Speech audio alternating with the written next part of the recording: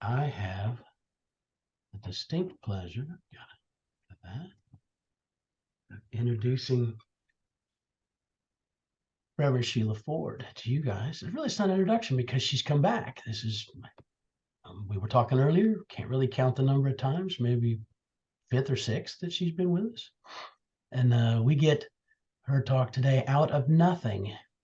First there was the void, as another name for God, and then came the ego.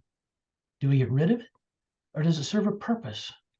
Maybe a better answer is to dissolve it. What does that mean? And how do we do it?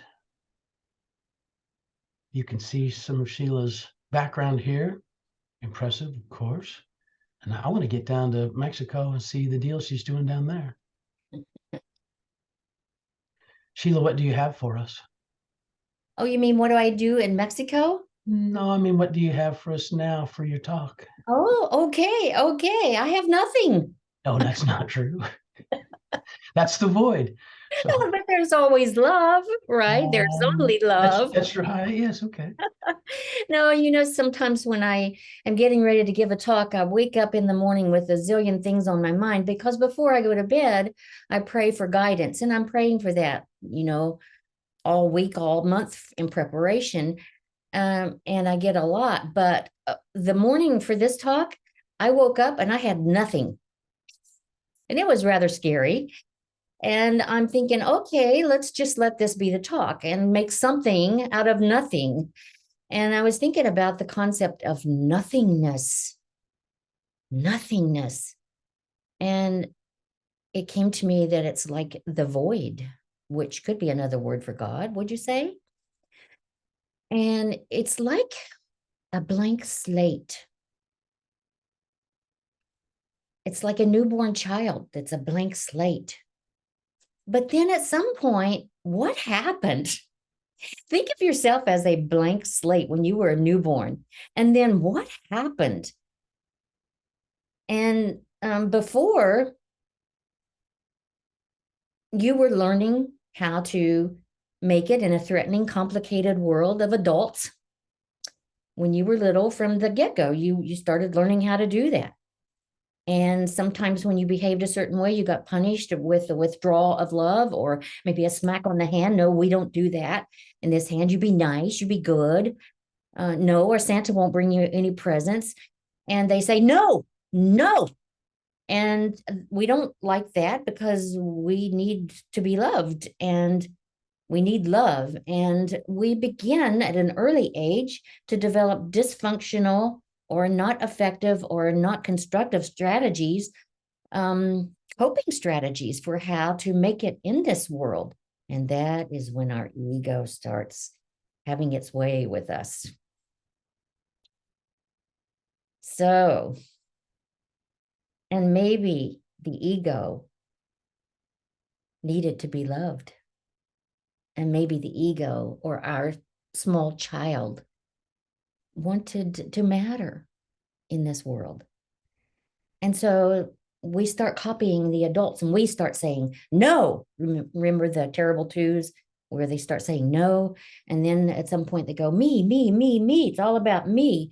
Or when they're two and you start to dress them and they say, I want to dress myself. Me do, me do, me do. I want to be in charge. I want to know that I can do this. And out of that sometimes comes things like, I need to be right. Any of you relate to that one? Oh my goodness. And this is something that's been going on for generations after generation after generation. And I'm here to ask you, what do you think? Maybe is it time that we break that mold and think differently about things such as our ego, ourselves? And sometimes we can, instead of having the need to be right, for example, we can just say, I don't know. Sometimes it's hard to just say that, isn't it? I just don't know. I still have a lot to learn. I'm like a blank slate. Well, maybe not a blank slate anymore, but I still have a lot to learn. There are things I can learn in this world. instead of, you can't teach me anything I don't already know. I already know all that. I can do that better than you. Instead of that, yeah, I don't know everything. But to do that feels so vulnerable, to let go of the need to be right, or to let go of saying, I don't know. Vulnerable. I feel so exposed when I do that, so open to attack. If I'm just totally me, I don't always feel safe because I've felt what it feels like to be attacked before, to be exposed. So to ask me to let go of some of these things that my ego has developed to make it in this world is like taking a swan dive.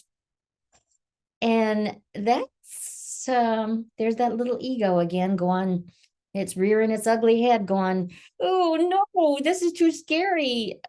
To surrender, to accept, to let go, that can be so scary.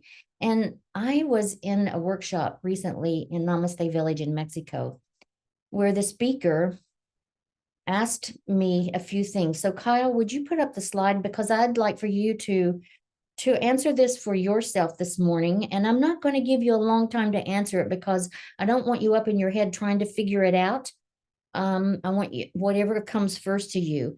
And so this speaker asked us, what is something that you fear about letting your familiar way of knowing yourself dissolve?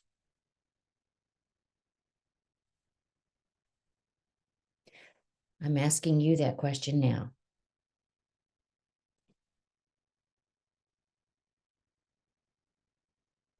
Mine was my lack of self-confidence which I had when I was younger.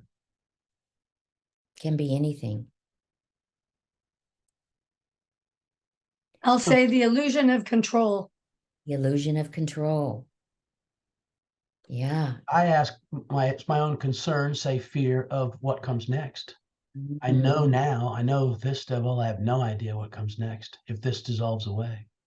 My gosh. Mine's in line with that. The physical self is our most immediate self-awareness, and to imagine that gone just really leaves a blank.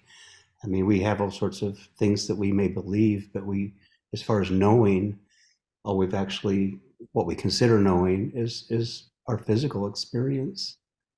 Wow. Wow. You guys are experts. My job is done. I'm going home. Wow, I'm talking to the choir here. Yeah. Oh, wow.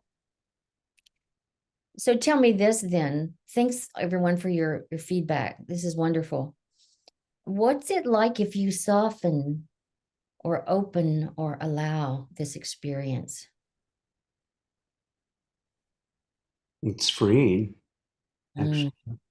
You make peace with it. We make peace with the mystery. You make peace with the unknown. For me, I found it easier to be who I really am, easier to come to the realization that I am that without all that familiar way of knowing myself. That was my ego, the real me. Anybody else?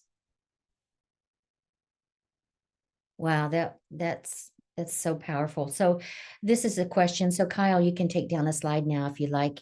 So this is a question that you might ask yourself a little later on, sometimes in the evenings or whenever.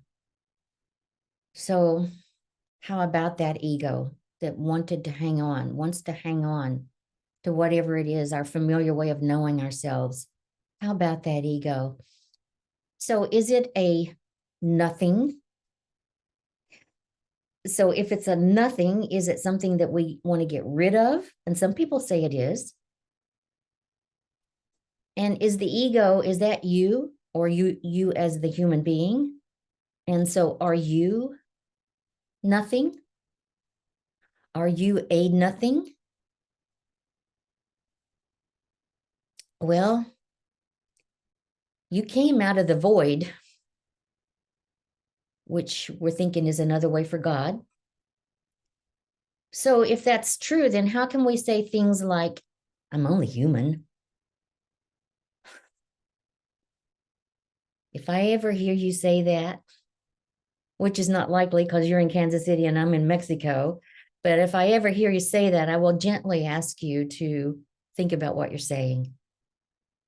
Maybe not so gently, I might challenge you. I mean, would you call a newborn baby or an animal a nothing? So then why would you call yourself that? So I say, let go my ego. Remember the ego commercials with the Eggo waffles? Let go my ego, when the kid would try to steal his sibling's waffle. I say, let go my ego. And I know this comes from Paul Hasselbeck. I know he speaks for you sometimes, so you may have heard him say that. Let go my ego. Because we do live in this world, this three-dimensional earthly realm, right? And so do you ever wonder why that is? Why are we on this earthly realm? I mean, we're spiritual beings having a human experience. So what's the purpose in our living here? So if we need to get rid of the ego, then what is the purpose for living on earth? And you probably have some ideas of your own about, is there some reason why we are here with our ego and all its glory? Oh boy, sometimes it doesn't seem like glory, but I say we don't want to get rid of it. It plays a part. It's like a traffic cop who keeps us from running out in the middle of the road and getting run over by a bus. It allows us to interface with this world. It allows us, it's a tool that we can use to get around in this world, in this experience on earth. So do we then call it a co-pilot to the divine part of us, the ego and the divine co-pilot? Or do we say it goes in the back seat, we put it in its proper place? I don't know. I've heard all of those. I have opinions about that. I have beliefs about it, some that have changed over the years, but I'm the first to admit that I don't purport to know everything. Some things are just a mystery, and I accept that. But I do believe, I've come to believe at this stage in my life that about the ego is we don't get rid of it. It plays a part, but we don't allow it to run rampant. We guide it toward the light, toward merging with that divine aspect of us. So we could call it, instead of getting rid of the ego, we could call it ego guidance. Ego guidance. We guide our ego. So some of you have probably heard the story of the statue of Jesus that was bombed accidentally during a bombing in the war. And they found it in the town, and it was on its side, and it had no hands, no feet. And they were going, oh, how can we fix this? How can we repair it? And then someone said, wait, no, we don't repair it. We just put a sign on it. And the sign says, we are the hands and the feet. We are the hands and the feet. And we are manifestations helping God out in the world. So I say, Spirit, tell me what needs to be said today during this talk, and I will be the mouthpiece. So would you say our limitations and our challenges are the clay, the hands and the feet that we come here to work with? So your humanness is magnificent. So let's take out of that void, out of that nothingness, and make you into something. Make your ego into something. Make you into magnificence that you really are. So our hands and feet come to do the work, to complete what seems to be incomplete in that statue. So we don't say to what seems to be incomplete in us or our ego, there's something wrong with that statue.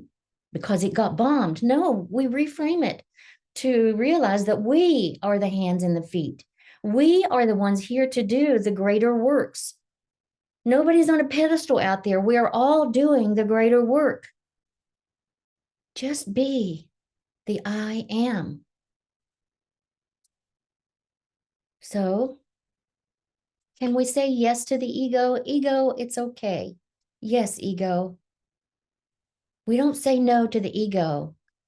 If we say the ego is bad and the Holy Spirit is good, that's so black and white. And so you just can't stay there because we live in this world. And there's a point where you even have to open up your heart to the ego. Even the ego. Even if you think the ego is the bad guy, you have something to fight against, to resist. You know, bad cop, good cop, you know that? And we need to see the rainbow we need to see the rain and the storm first in order to see the rainbow.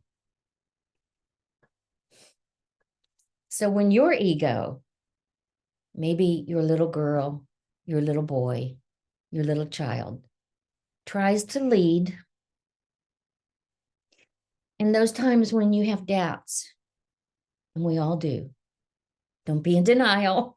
You know how you do that. We have fears. In those times when we have anger and hurt and anxiety and even our guilt, when they yell at you and leave you confused, not thinking straight, like a deer in headlights, not knowing what to do next, tell it to relax.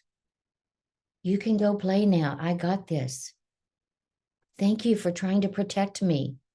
You did that when I was a child, and I learned dysfunctional coping strategies that are no longer helping me, are no longer needed. But thank you for helping me survive in this crazy world. But I got this. You can go play. So that we can call ego relaxation. Relax, ego, go play. I got this. So we've got ego dissolving. We've got ego guiding. We've got ego relaxation. And you know, there's something in you that wants to be birthed through your life circumstances, through your ego. So whoever you are, whatever comes knocking on your door, say yes. Yes, come on in. What can I make of this? Can I make something out of nothing? With the help of the Great Spirit, how can I let this be my service to the world, to humankind? So what have I been talking about? Finding something in nothing. Making something from nothing. Finding something in nothing. Making something from nothing.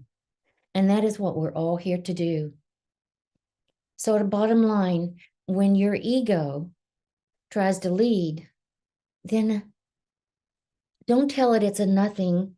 Make something from the nothing. When you feel like you are a nothing, let's make something from the nothing, or from the nothing. So how do we do that? We focus on opening up our divine self. We focus on opening up our divine self. Focus. Moving toward that I am. I am that. I am that. You are that. As opposed to emphasis or focus on day-to-day life. Yeah, we live on this earth, but the focus, the emphasis. And when we get there, we can say, I don't know. When someone else argues with you, you can say, I don't know. Maybe. I love you. Or when your ego argues with you, you can say, I don't know. Maybe. I love you. We have ego guidance, ego relaxation. Let's make something out of nothing. Let's make you into magnificence, the magnificent self that you really are. You are a masterpiece. Always remember that. Blessings for a wonderful day.